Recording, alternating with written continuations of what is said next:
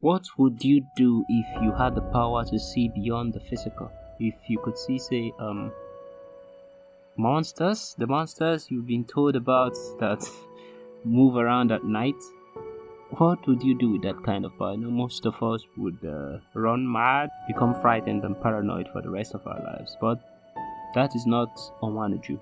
Onwanuju embraces her sight because it is her gift, it is her curse, and it is something that she cannot ignore. Tonight, her sight is taking her to a morgue where there is a corpse, her friend, and death lying in wait for her. This is Celestial Eyes Chapter 1 Recap, Death and the Rain, and trust me, it gets darker than death. If you're a lover of African comics, then like, subscribe, follow, and share. I do my own style recap of Nigerian comics and African comics in general, and you might just fall in love with it. Let's begin. Meet Onwanuju. She's not your regular style detective. She's kind of your badass auntie, the woman in the neighborhood that all the mothers want their young sons to steer clear of. The one lady in the neighborhood that the mothers want their daughters not to be like. She has blue eyes, for crying out loud. And those eyes, they see beyond the physical. Rumors follow her about.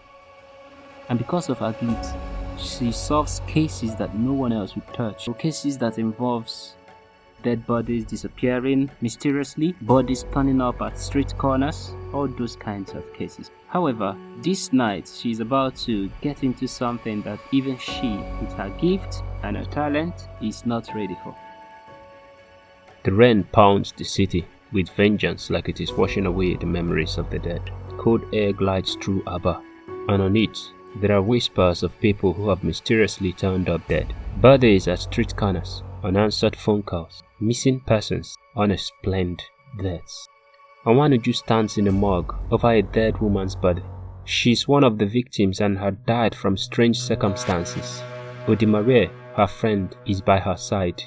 The walls are silent, an awkward kind of silence, like they are expecting something. It smells. When Onwanuju casts her spell, the body stinks even more. Onwanuju's voice is firm. Reveal! At first, there is nothing. The walls watch. Odimare holds her breath. Outside, the wind howls through the rain.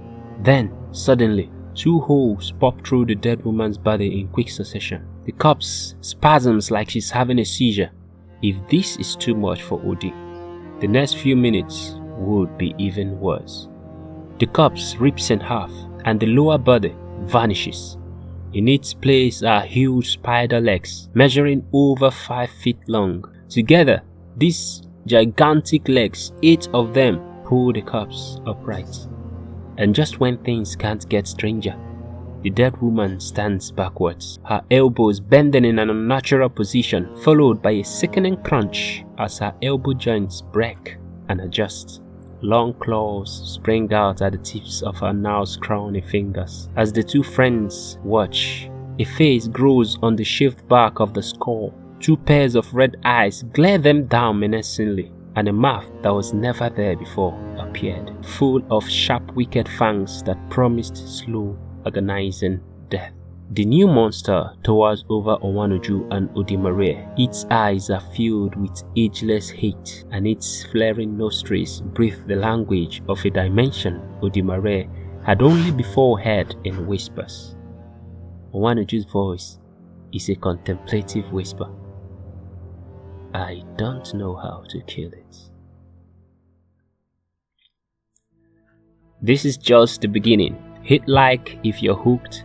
Subscribe for the next episode recap, and let me know in the comments, what do you think of this creature? How well does it work as a monster? Anyway, stay tuned because Celestial Eyes only gets darker from here.